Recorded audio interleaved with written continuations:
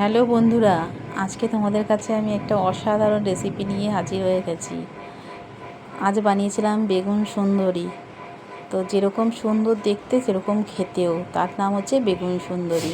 তো প্রথমে এখানে মাছের ডিমগুলোকে আমি ভালো করে জল দিয়ে ধুয়ে আমি একটুখানি হাত দিয়ে পুরো চেপে দেখো একদম পুরো করে রেখেছি। আর ওইখানে হচ্ছে বেগুনটাকে গোল গোল করে কেটে একটা চামচের সাহায্যে ভেতরের পুরো দানাগুলোকে বের করে সব ফেলে দিয়েছি।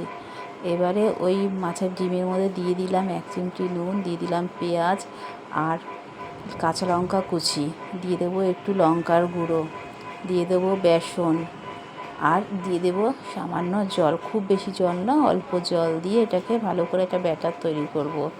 তো দিয়ে দিলাম আর একটু স্বাদ মতন একটু চিনি, হালকা একটু মিষ্টি দিয়ে দিলাম, দিয়ে একটু ব্যাটার তৈরি করছি। দেখো ভালো করে, খুব বেশি জল দেবে না, অল্প জল দিয়ে এটাকে মাখতে হবে। তো একটু জাস্ট পাতলা করতে হবে।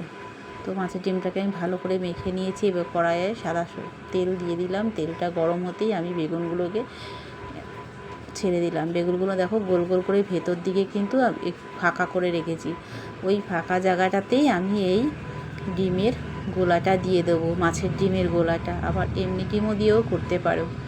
তো মাছের ডিমের গোলাটা আমি দিয়ে দিলাম, দিয়ে এবারে এটাকে ভাজবো।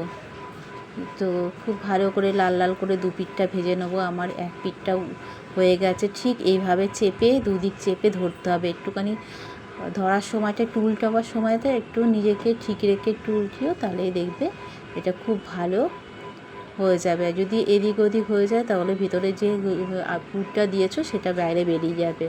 তাই জন্য আমি একটা হাতা আর একটা খুন্তি দুটো দিয়ে আমি এপিট ওপিট করে উল্টে ভালো করে ভেজে নিলাম।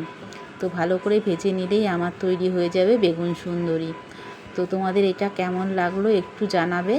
আর তোমরা বাড়িতে এটা বানিয়ে খেও, কিচ্ছু লাগবে না, একটু ডালের সাথে অসাধারণ এই রেসিপিটা, খেতেও খুব ভালো লাগে।